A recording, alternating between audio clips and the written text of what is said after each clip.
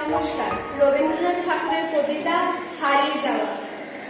ছোট্ট আমার মেয়ে সঙ্গিনীদের ডাক শুনতে পেয়ে সিঁড়ি দিয়ে নিচের তলায় যাচ্ছিল সে নেমে। অন্ধকারে ভয়ে ভয়ে থেমে থেমে হাতে ছিল প্রদীপ খানি, আঁচল দিয়ে আড়াল করে চলছিল সাবধানে। আমি ছিলাম ছাতে, তারায় ভরা চৈত্র মাসের রাতে।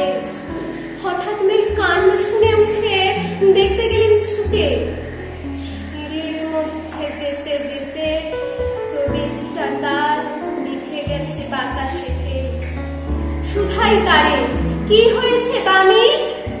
সে কেঁদে কয় নিচে থেকে, হারিয়ে গেছি আমি। তারায় ভরা চৈত্র মাসের রাতে ফিরে গিয়ে ছাতে মনে হলো আকাশ পানে চেয়ে আমার বামের মতোই যেন অমনিকে এক মেয়ে। মেলাম বরের আঁচল